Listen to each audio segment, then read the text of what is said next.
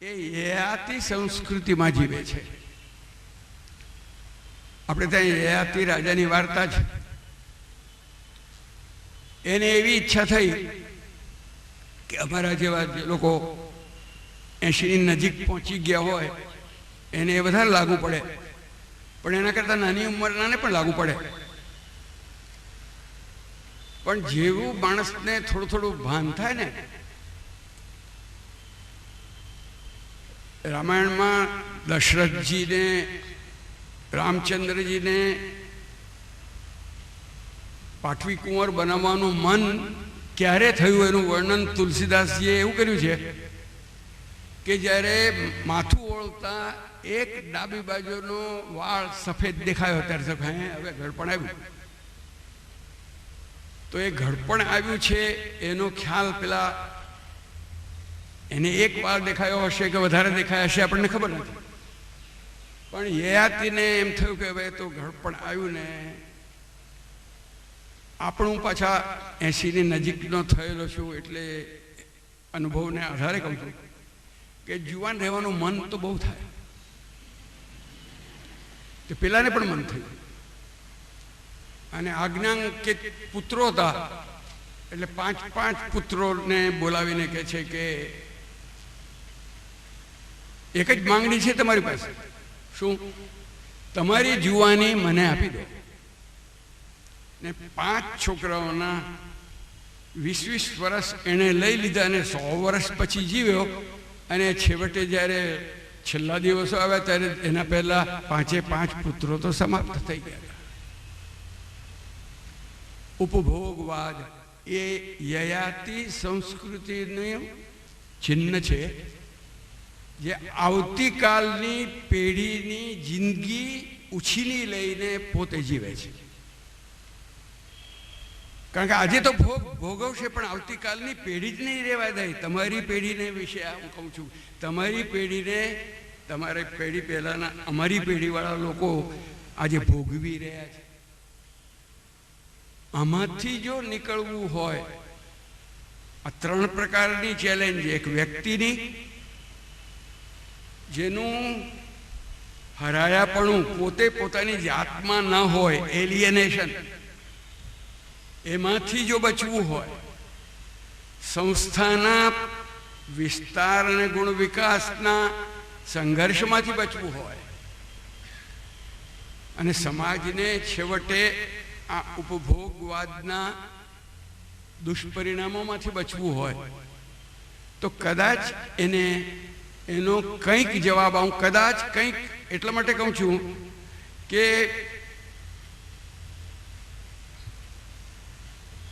હું એવા એક માણસ માટે વિશે બોલી રહ્યો છું કે જેણે સતત સત્યની ઝંખના કરી છે, છતાં છેવટ સુધી કહ્યું છે કે હું સત્ય તો શોધું જ છું. મને દેખાઈ ગયું છે પરમ સત્ય, એવો કોઈ દાડો એને દાવો કર્યો નથી. એટલે આપણને પરમ સત્ય દેખાઈ ગયું છે, તમને આમાં જ ગાંધીમાં જ જવાબ છે એવું કહેવા હું આવ્યો નથી. ગાંધીમાં જવાબ કદાચ તમને મળે, શોધી જોજો, એટલું જરૂર હું કહેવા આવ્યો છું. પણ એનો જવાબ જો તમને જડશે તો જ કામનો છે, મને જડેલો એ તમને કામ લાગવાનું નથી. એ પણ એટલે શોધવું તો તમારે જ પડશે. પણ એને માટે ગાંધી ક્યાંક હશે. ને આ જરાક થોડીક રાષ્ટ્રીયતા છે, પણ આપણા રાષ્ટ્રને માટે જેમ ગર્વ લેવા એક વસ્તુ છે કે ગાંધી આપણે ત્યાં પેદા થયા, તેમ ચિંતા કરવા જેવું અને ચિંતન કરવા જેવો વિષય પણ એ છે કે ગાંધી આપણે ત્યાં પેદા થયા છતાં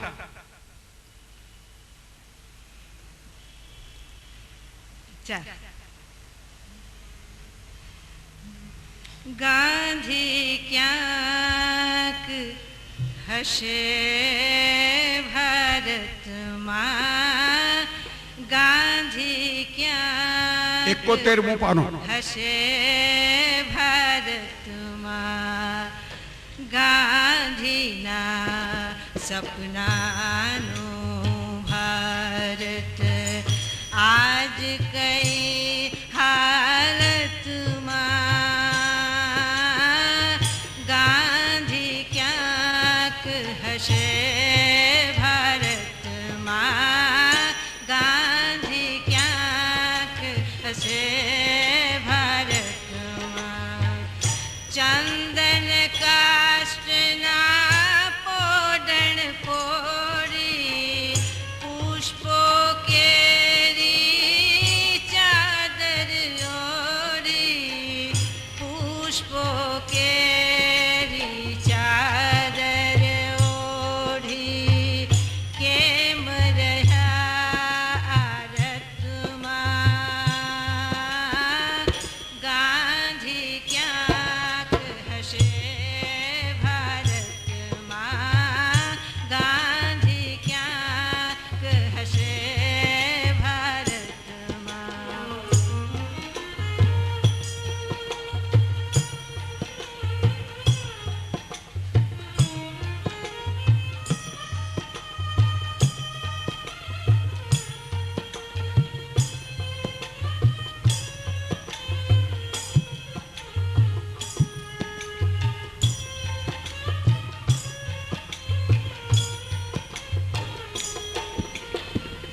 રાષ્ટ્રપિતા કહીને સન્માન્યા જીવનમાં એને ના જાણ્યા જીવનમાં એને ના જાણ્યા ગરક રહ્યા સ્વાર્થમાં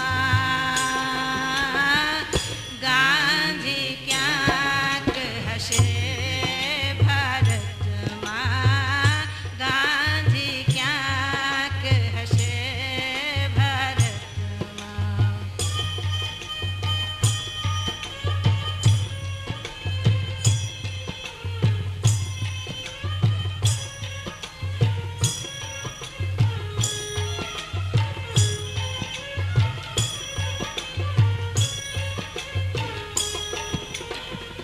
તેઓ રાજઘાટની સમાધિ આપણ આધી વ્યાધિ ઉપાડી આપણ આધી વ્યાધિ ઉપાડી સત્તા પદ સંપદમાં ગાંધી ક્યાંક હશે ભારતમાં ગાંધી ક્યાંક હશે ભારતમાં ગાંધીના સપનાનું ભારત આજ કઈ હાલતમાં ગાંધીના સપનાનું ભારત આજ કઈ હાલતમાં ગાંધી ક્યાંક હશે ભારતમાં ગાંધી ક્યાંક હશે ભારતમાં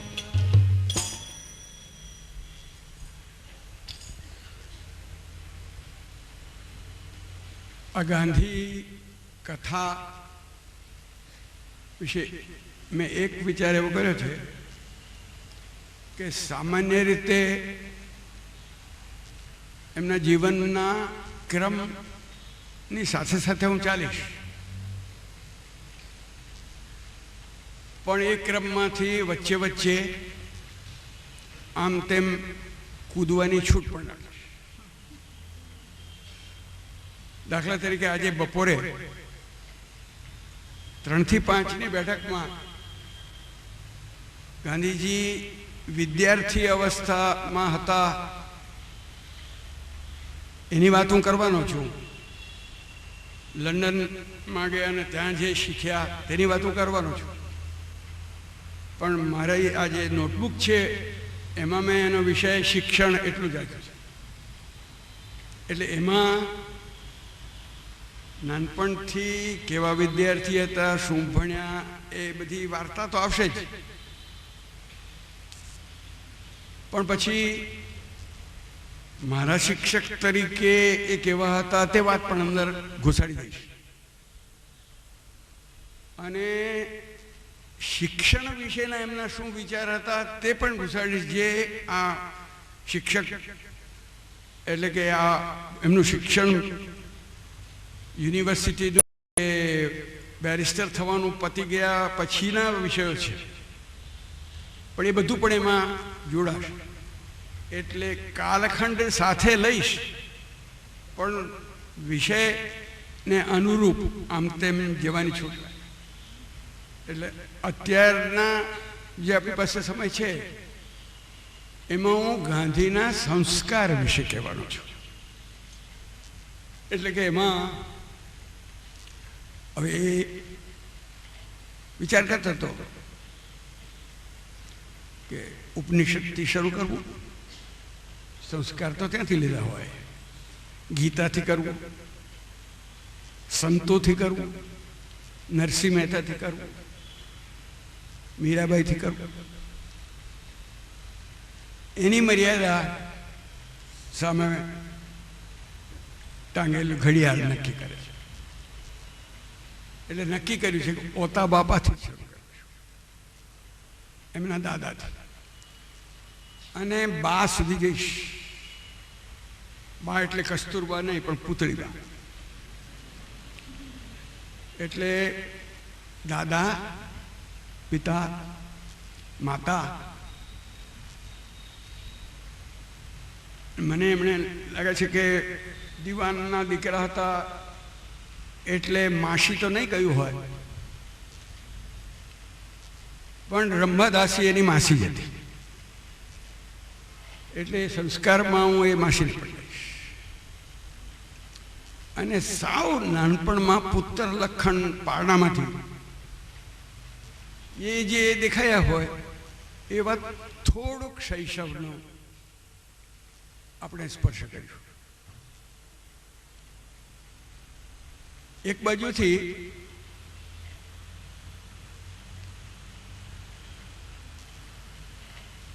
શ્રદ્ધા મા તરફથી તો મળી જ છે, પણ દાદાએ ને પિતાએ પણ ઠીક ઠીક શ્રદ્ધા આપેલી. અને બીજી બાજુથી એ શ્રદ્ધાની ખાતર બની શકે એટલો પુરુષાર્થ કરવાની વૃત્તિ. કદાચ આખા ગાંધીના જીવનને કેવું હોય તો શ્રદ્ધા અને પુરુષાર્થનું મહાકાવ્ય એમ કહી શકાય. પણ બેના જો મૂળ શોધીએ તો આ લોકોમાં મળી શકે એમ છે. પણ એ મૂળ છે કે બીજ છે, પછીનો આખો વડલો એ ગાંધીના પુરુષાર્થમાંથી થયેલો છે, ને એની વાત આપણે કરીશું. અને ઓતા બાપાની પણ આખી વાત નથી કરવાના,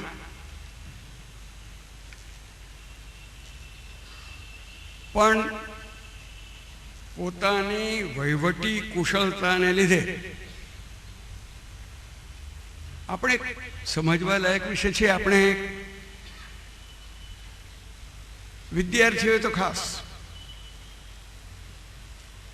મોટાઓએ પણ અખાસ નહીં, કે એક બાજુ નિષ્ઠા અને બીજી બાજુ કાર્યક્ષમતા, આ બેના છૂટા જ્યારે થાય છે ત્યારે ઘણા પ્રશ્નો ઊભા થાય. એકલી નિષ્ઠા હોય ને કાર્યક્ષમતા ઓછી હોય અથવા નહીવત હોય તો એમાંથી આપણી ઘણી ગાંધીની સંસ્થાઓ જેવી થઈ છે, આપણી સંસ્થાઓ એવા થાય. નિષ્ઠા હોય પણ કાર્યક્ષમતા ન હોય. અને કાર્યક્ષમતા પૂરેપૂરી હોય પણ નિષ્ઠા ના હોય તો હર્ષદ મહેતા થાય. આપણે કોઈને એના જેટલી કાર્યક્ષમતા આપણામાં નહીં હોય, પણ આ બે જ્યારે જુદા હોય છે ત્યારે જીવનના પ્રશ્નો ગૂંચવાય છે. આ કાર્યક્ષમતા પણ ગાંધીએ વારસામાં મેળવેલી છે, સંસ્કારમાં મેળવેલી છે. કારણ કે ઉત્તમચંદ ગાંધી ઉર્ફે બાપા, એના બાપા, એમના પિતામહ, એ લોકો કારભારા સુધી ગયા હતા પણ દિવાન કોઈ નહોતા થયા. અને આ પણ બાપના દીકરા તરીકે નહીં પણ ભત્રીજા, કાકાના ભત્રીજા તરીકે કાકા ક્યાંક બહારગામ ગયા હતા અને એની ગાદી પર બેઠા હતા ને પોરબંદરના રાણાએ બોલાવ્યા કે ભાઈ દિવાનને બોલાવો. તો કે દિવાન તો બહાર છે પણ હું પણ આપની સેવામાં જ છું એમ કરીને ભાઈ જ્યારે ગયા હતા કે હે આ આવડો છોકરો, એ પાછો હું આપની સેવામાં છું આવો વિવેક કરીને બોલે છે, કામ જરા ભારે છે, તું કરી શકીશ? તો એને જવાબ એમ આપે છે, એવું કયું કામ છે જે આપની કૃપાથી ન થાય? અને પછી એને એક કામ સોંપે છે જે કામમાં રાણાને કલ્પના નહોતી એના કરતાં વધારે સિદ્ધિ કરે છે. એના બદલામાં એમને દિવાન પદ મળે છે, જે 28 વર્ષ એમના પુત્રે પછી સંભાળ્યું, પણ દિવાન પદ મૂળ એમાંથી મળ્યું હતું. પણ એમના ગયા પછી, રાણાના ગયા પછી રૂપાળીબાના હાથમાં શાસન આવે છે અને ઘણા શાસકોમાં જે નબળાઈ હોય છે તે એમનામાં પણ હશે. શાસકને સામાન્ય રીતે વખાણ બહુ ગમે, અને વખાણ જેને ગમે એટલે પેલો વખાણ કરનારો ગમે, અને પછી વખાણ કરનારાને જે ઈચ્છે તે પેલા પાસેથી કરાવી શકે. આવું રૂપાળીબા પાસેથી એમના કોઈ દાસીઓએ કરાવી લીધું કે કોઠારી જ્યારે વસ્તુ જોઈતી હોય છે ત્યારે નથી કરતો. આ કોઠારી ત્યારે ઓતા બાપા નહોતા, ઓતા બાપાની નીચે કામ કરનારો કોઈ કોઠારી, પણ એ વસ્તુ આપતો નથી. એટલે એમના કાન ભંભેર્યા ને રાણી એટલા બધા નારાજ થયા કે એમને પકડીને લાવો, દરબારમાં હાજર કરો કોઠારીને, એવો આદેશ આપ્યો. અને આ ગભરાઈ ગયા કે શું થશે, એટલે દોડીને દિવાન પાસે, એટલે કે ઓતા બાપા પાસે આવીને બેઠા કે હું આપને શરણે છું, મને તો રાણી સાહેબ બોલાવે છે અને કંઈ ને કંઈ સજા થશે. શું છે? તો કે આવું છે. ન્યાય કોઠારીના પક્ષે છે. જેમના હાથની જેમને કામ કરવાનું છે એ રાણીએ આદેશ ખોટો આપ્યો છે. આ આવ્યો છે તે શરણે આવ્યો છે, એટલે કે જાઓ કેવડાવો કે કોઠારી નહીં આવે. હુકમ તો એ હતો કે બાંધીને, દોરડાથી બાંધીને લાવજો, પણ અહીંયા દિવાન સાહેબે કહ્યું છે કે કોઠારી નહીં આવે.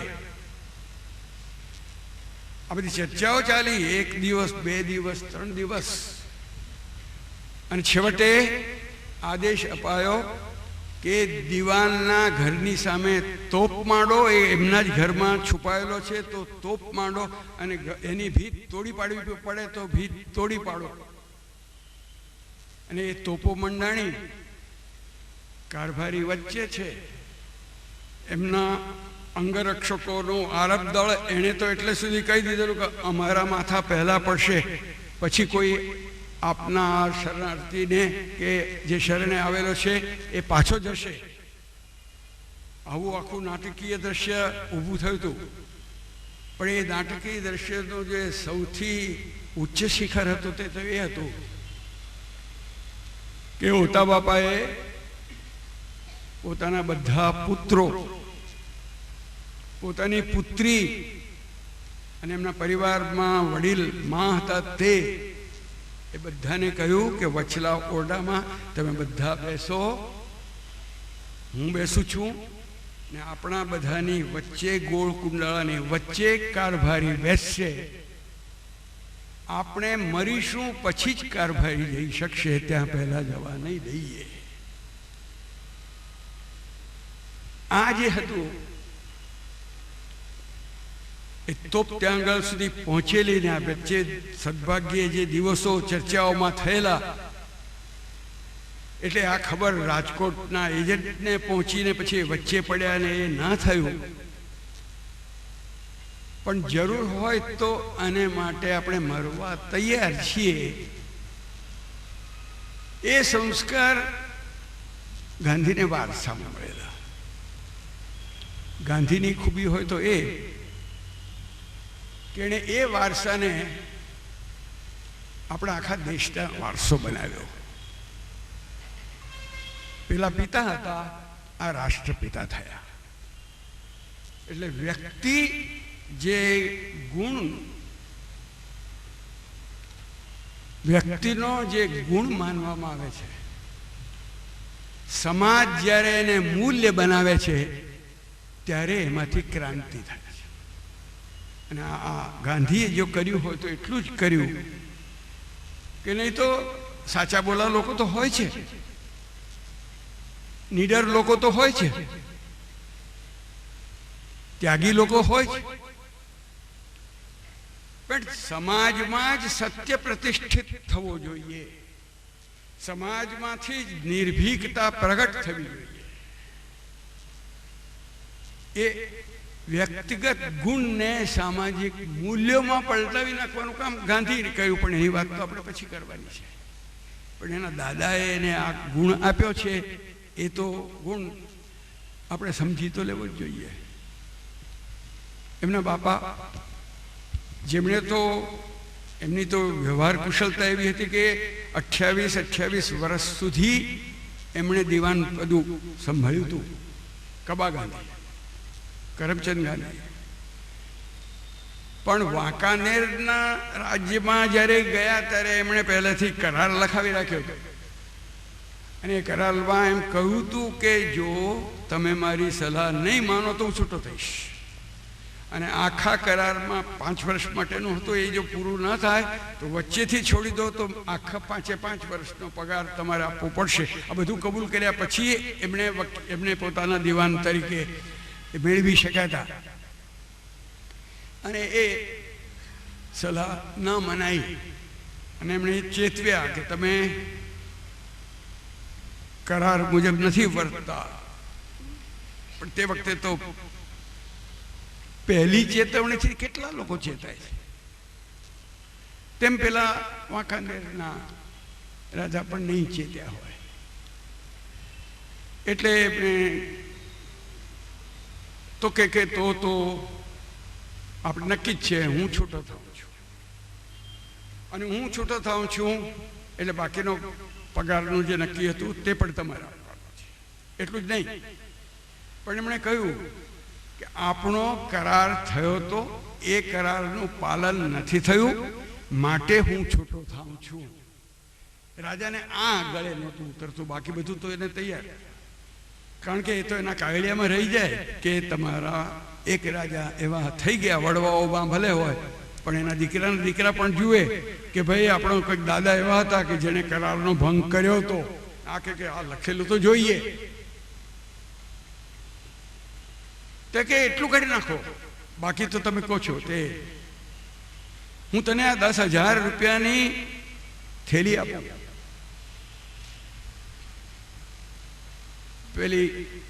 પેલા કાગળ પર આપણે સહી જોઈએ. પછી રાજા સાહેબે એટલે સુધી કહી દીધું કે જોજો હું દિવાન સાહેબ, મારો જેવો ઉદાર રાજા તમને કોઈ નહીં મળે કે 10,000 રૂપિયા એકી સાથે આપી દે.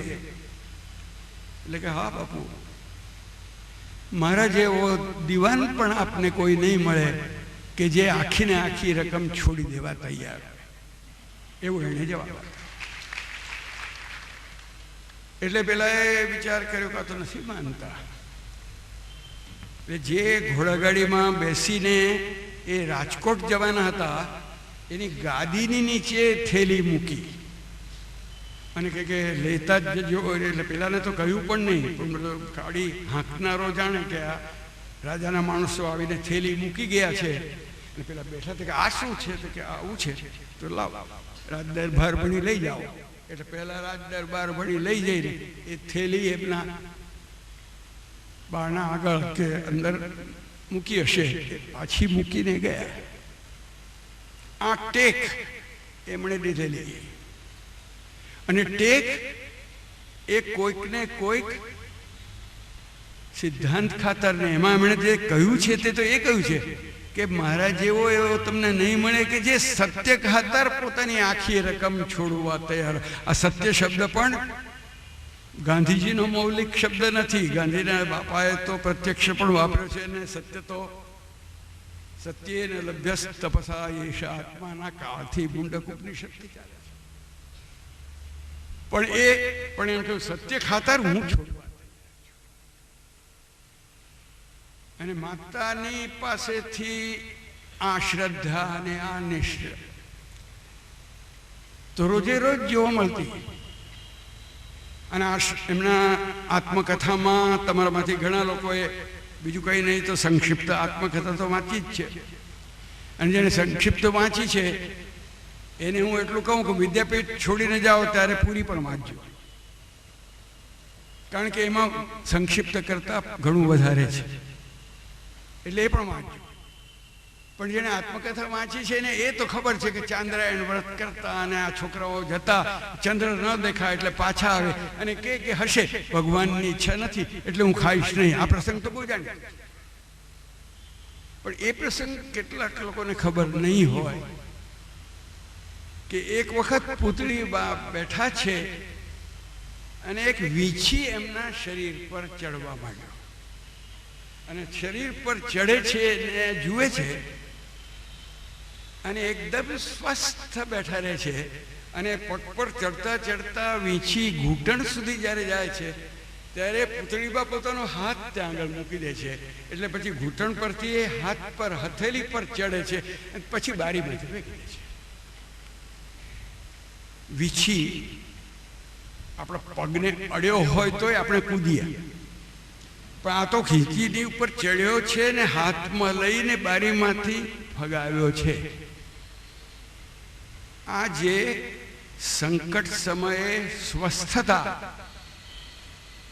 એ સ્વસ્થતા એ મને એમ લાગે છે કે પુતળીબાઈના જમાનામાં જેટલી જરૂર હતી ને એના કરતાં, હમણાં નામ કોઈનું નથી આપતો, પણ આપણા જમાનામાં એ સ્વસ્થતાની બહુ વધારે જરૂર છે. કારણ કે આજના વીંછી બહુ વધારે ડંખીલા છે, એટલે બહુ વધારે જરૂરી છે. પણ આપણી પ્રતિક્રિયા શું થાય છે કે વીંછી જોઈએ તો ખંખેરી દો, અને બીજી જોઈએ તો તરત જ જોડો લઈને એને મારો, એને મારી નાખો.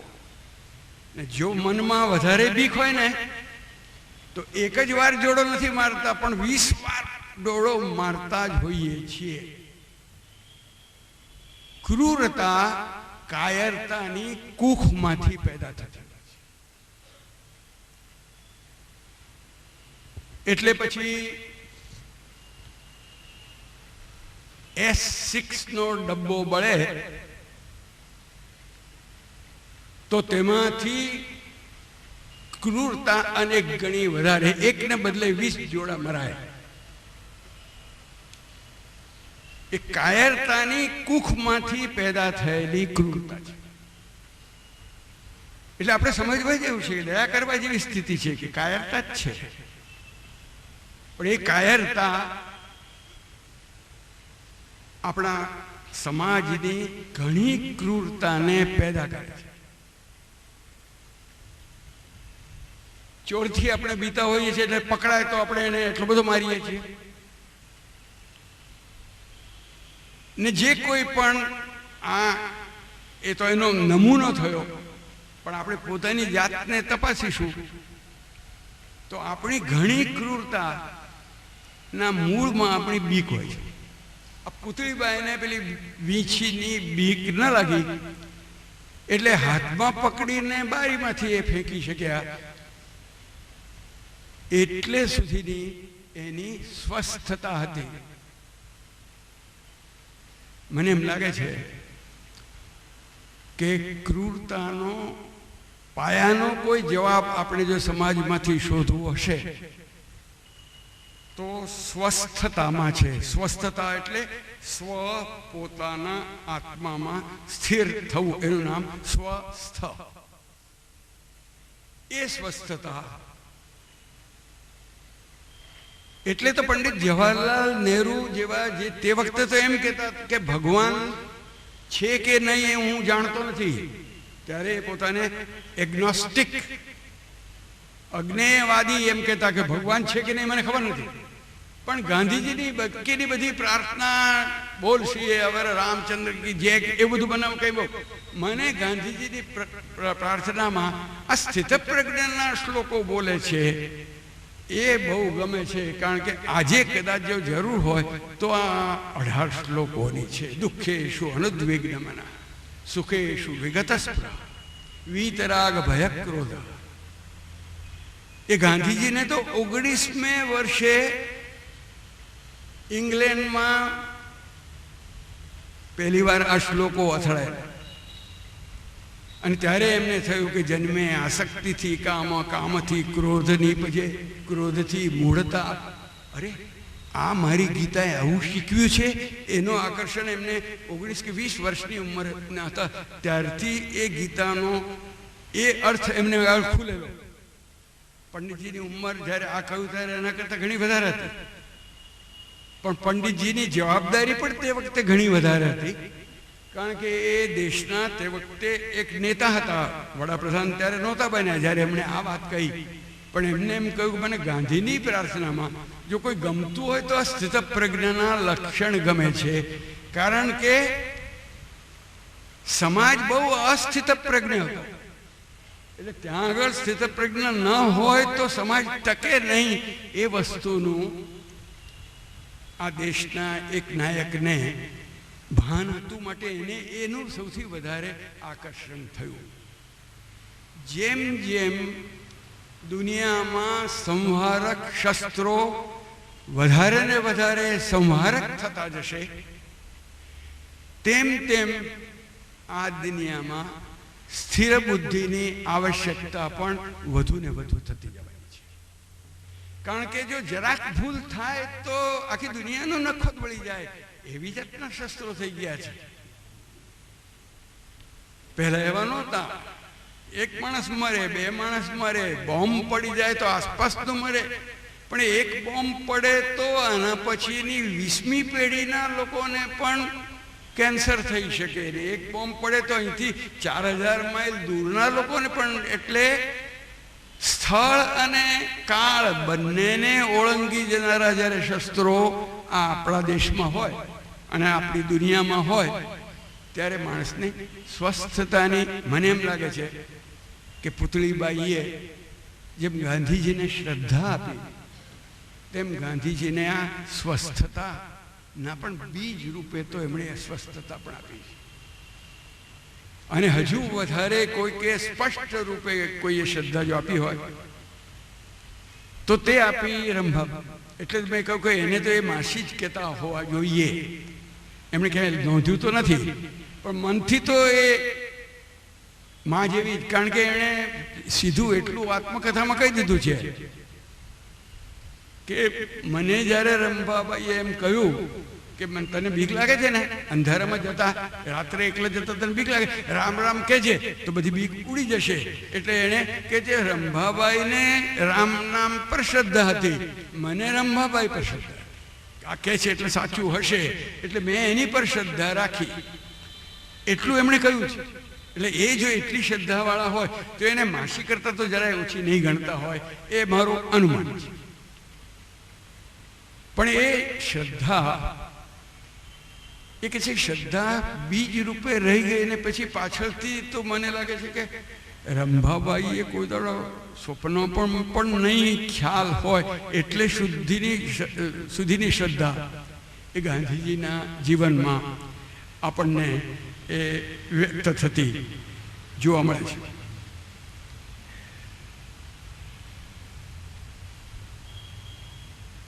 એ ગાંધીજી પુત્ર લખણ પારણામાંથી છોકરાઓએ વિચાર કીધો કે ગોકુળ આઠમ પછી ઝૂલનનો ઉત્સવ થાય છે, તે ઉત્સવમાં આ વખતે આપણી જે ઝાંખી કરીએ એ ઝાંખીમાં આપણે ખરેખર સાચી મૂર્તિઓ લાવીએ, અલબત્ત ચોરી દ્વારા, પણ મૂર્તિ આપણે સાચી રાખવી જોઈએ. એટલે શું કર્યું? જેમણે કીર્તિ મંદિર જોયું હશે એની બે બાજુ એક એક મંદિર છે, તે એક મંદિરમાં ગયા. ઈરાદાપૂર્વક નક્કી કર્યું હશે કે નહીં ખબર નથી, પણ સમય બહુ મુહૂર્ત બહુ અનુકૂળ હતો ચોરી માટે. કારણ કે બપોર પછીનો વિસામાનો વખત હતો કે જ્યાં પૂજારીજી નિદ્રાધીન હતા. એટલે પૂજારીજી ઊંઘતા હતા ત્યારે મૂર્તિઓ ચોરીને લઈ આવ્યા અને લાવતા હતા. એકવાર ચોરી કરે છે ને ત્યાર પછી આપણે કોઈ પણ ચોરી કરી હોય તો કદાચ એનો અનુભવ છે. મેં તો કોઈક વાર કરેલ છે એટલે હું તમને અનુભવના આધારે કહું છું કે ચોરી કર્યા પછી પહેલું શું છે? પલાયન. એટલે એ લોકોએ ભાગવા માંડ્યું ને ભાગવા જતા એકબીજાને અથડાઈને પડ્યો એટલે પેલી મૂર્તિઓ પડીને ખણખણાટ, ઠઠમ ઠઠમ ઠમ ઠઠમ ઠઠમ. એટલે પેલો જાગ્યો અને દોડ્યો પાછળ. એટલે આ ભાગ્યા અને જતા જતા બીજા મંદિરના કમ્પાઉન્ડમાં મૂર્તિઓ નાખી. એટલો તો ગાંધી પરિવારના છોકરાઓ હતા ને એટલે એટલા તો હોશિયાર હશે જ. એટલે એમણે ત્યાં ભેગી દીધી. પણ પછી થઈ જડતી અને પૂછવામાં આવ્યું. બધા એકદમ નિર્દોષ, અજ્ઞાન. અમને કંઈ ખબર નથી, અમને કંઈ ખબર નથી કહેતા કહેતા નાના દીકરાનો વારો આવ્યો.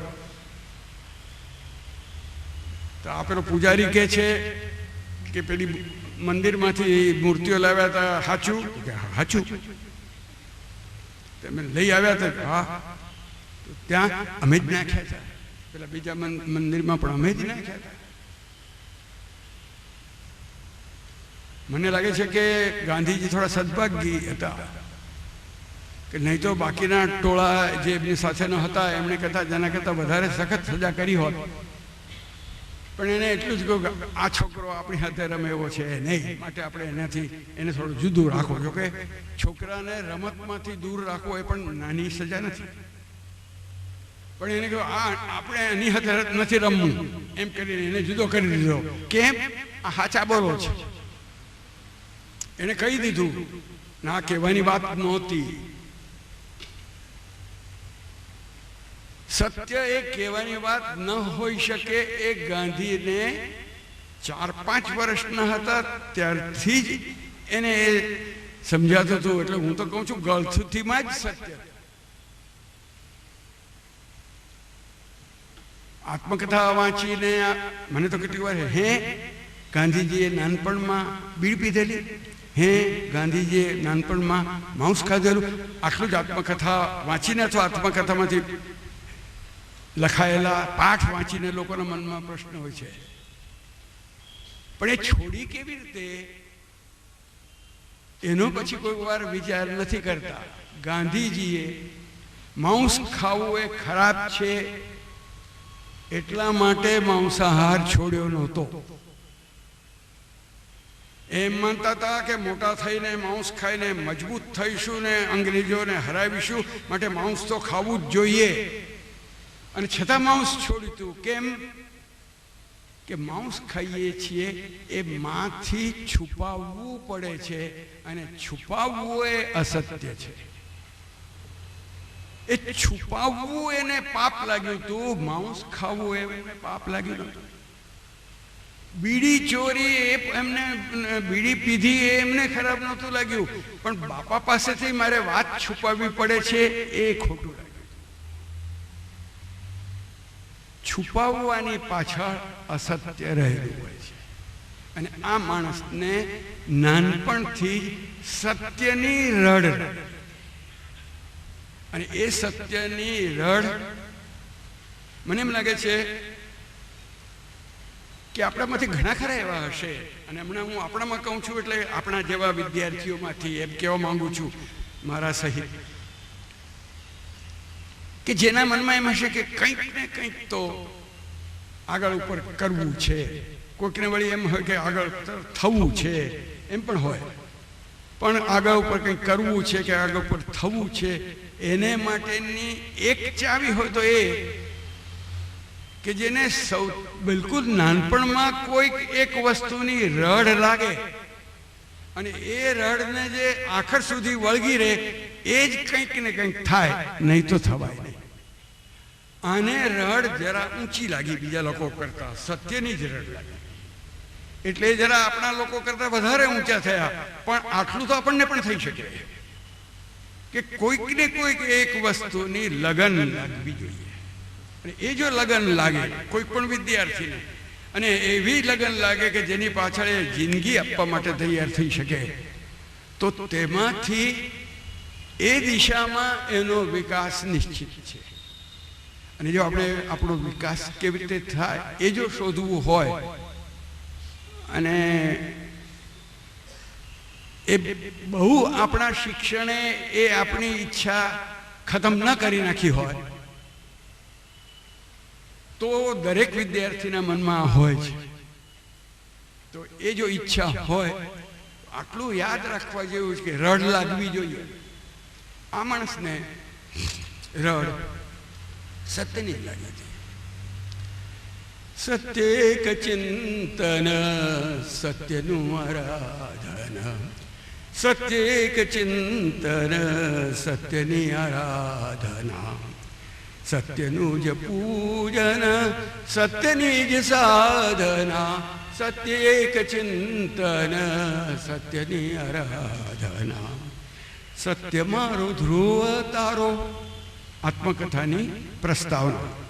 સત્ય મારો ધ્રુવ તારો, સત્ય ચીંધે માર્ગ મારો, સત્ય મારો ધ્રુવ તારો, સત્ય ચીંધે માર્ગ મારો, સત્યની જ ટૂંકે ટૂંકે કરું હું આરાધના આરોહણ. સત્ય એક ચિંતન સત્યનું, સત્યની ટૂંકે ટૂંકે. સત્યની ટૂંક આ માણસને દેખાય છે, એક પછી એક ટૂંક પર ચડતા ચડતા એ ગિરનાર પહોંચ્યા છે અથવા એવરેસ્ટ પહોંચ્યા છે. સત્યની જ ટૂંકે ટૂંકે કરું હું આરોહણ, સત્ય એક ચિંતન સત્યનું આરાધના, સત્યનો જ થાઓ જય. રાસપી હરિભાઈએ જે આરંભમાં ગીત ગાયું ઉમાશંકર, એમાં પણ આ છે.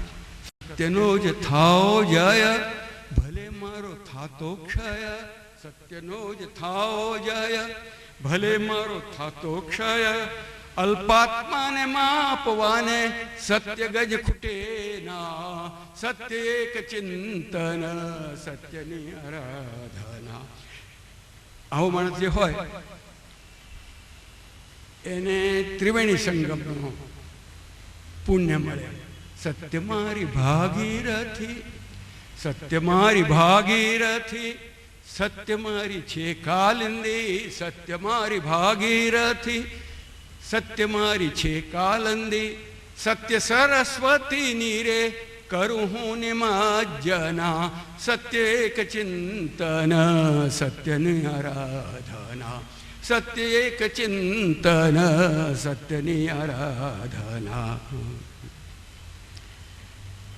એક બીજો સંસ્કાર, એ સંસ્કાર કદાચ આપણે જો વધારે ઊંડાણમાં જઈએ તો ક્યાંકથી એનું બીજ મળે. મને ગાંધીનો આગવો લાગ્યો છે, અને તે છે અંતરાત્માના વિવેકને છેવટનો માનવાનો સંસ્કાર. મા વિશે એટલી બધી શ્રદ્ધા કે કદાચ માં કે દિવસ તો એ દિવસ માનમાં તૈયાર થાય, રાત તો રાત માનમાં તૈયાર થાય, એટલી બધી માને વિશે થતા. પણ માએ જ્યારે એમ કહ્યું કે આ આપણો સંડાસ સાફ કરવા આવનાર ઉકાભાઈ છે, એને અડાય નહીં. હું માનું છું કે 8-9 વર્ષની ઉંમર હશે, અનુમાન છે, કારણ કે વર્ષ એમણે નોંધ્યું નથી. પણ એ માતાની આજ્ઞાનું પાલન કરવા તૈયાર નહીં થયા. છેવટની આજ્ઞા જો હોય તો તે અંતરાત્માની જ આજ્ઞા. મોટપણમાં રાજકારણી લોકોને સમજાતું નહીં કે ગાંધી એમ કેમ કહે છે કે આ તો મને અંતરનો અવાજ આવ્યો. પણ એ અંતરનો અવાજ તો એમને લગભગ ફાઇનલ, સાવ છેવટનો આદેશ એ એમને લાગતો. અને તે સાંભળીને એમણે જીવનના ઘણા મોટા નિર્ણયો કર્યા ને ઘણા મોટા ન નિર્ણયો જે કરવાના હોય એવા પણ કર્યા. એની આપણે આગળ વાત કરીશું. પણ બિલકુલ નાનપણથી લીધેલો આ સંસ્કાર, આ સમજવા જેવું છે. એક બાજુ શ્રદ્ધા છે, બીજી બાજુ તર્ક છે. અને આપણો સમાજ, ખાસ કરીને ભણેલો ગણેલો સમાજ, એમાંથી કેટલાય લોકો એવા છે કે જેને એમ લાગે છે કે જે તર્કથી ચાલનારા હોય એ શ્રદ્ધાને એને બધી અંધશ્રદ્ધા જ દેખાય. એટલે અંધશ્રદ્ધા નહીં. મને તો એવું લાગે છે કે શ્રદ્ધાને તર્ક, બુદ્ધિ એ બે એકબીજાના પૂરક છે. આપણે પોલ જમ્પ કરતા હોઈએ, વાંસળા પકડીને જે કૂદવામાં આવે છે, તો વચ્ચે જમીન પર ટેકવી અને કૂદીએ છીએ.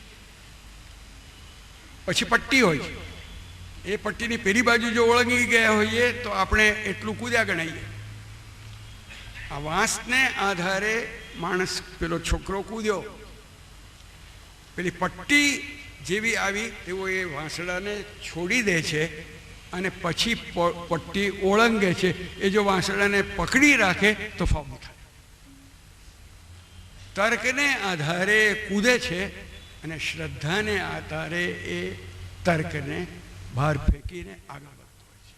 અને એની પ્રેરણા જે છે એ પ્રેરણાનું મૂળ સ્થાન આ અંતરાત્માનો વિવેક છે.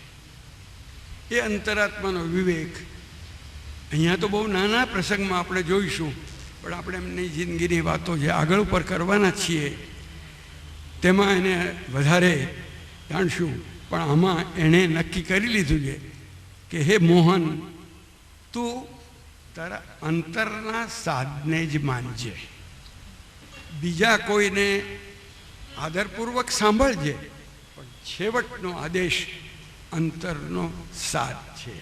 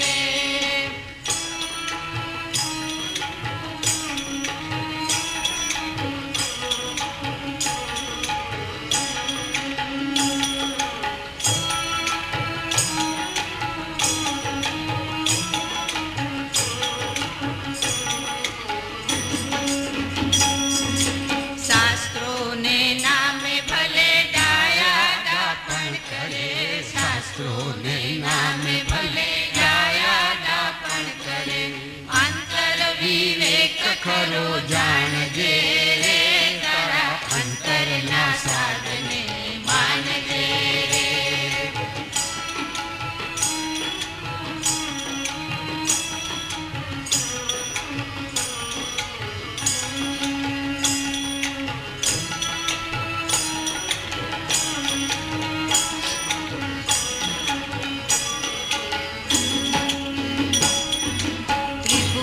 મહી જે વ્યાપ્યો પરમાત્મા, ત્રિભુવન મહી જે વ્યાપ્યો પરમાત્મા, તારી બંસીમાં એના દાન છે રે તારા અંતરના સાધને માનજે રે.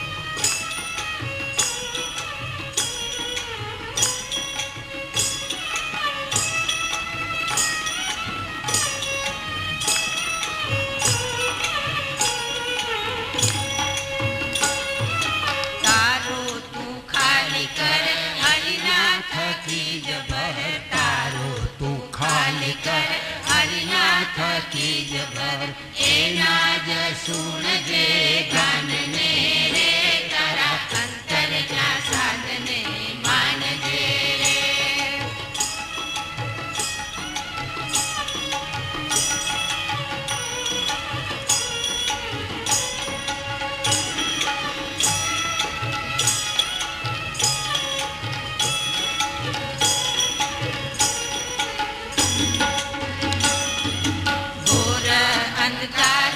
એનો જ દીવડો ઘોર અંધકાર મહી એનો જ દીવડો, માર્ગ સુજાડશે યાનને રે તારા અંતરના સાધને માનજે રે.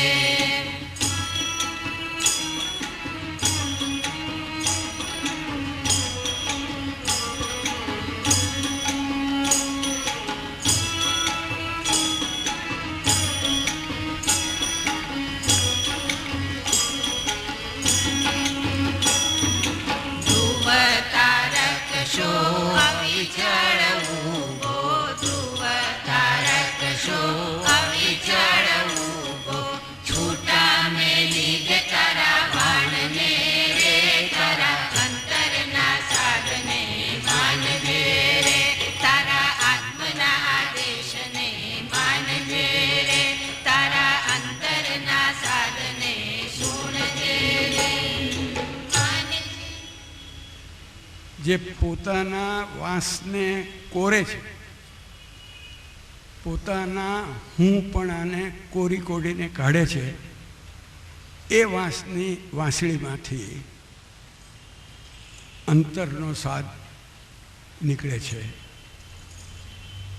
ત્રિભુવન મહી જે વ્યાપ પરમાત્મા, તારી બંસીમાં એના તાન છે રે તારા અંતરના સાધને માનજે. તારા તે વાંસને પોલો કોરી લે, છાંટો ન રાખે અભિમાનને રે તારા અંતરના સાધને માનજે. કથાનો સમય પૂરો થાય છે. 3 વાગે ફરીથી મળીશું. 2:45 વાગે પોતાની જગ્યા લઈ લેવા વિનંતી.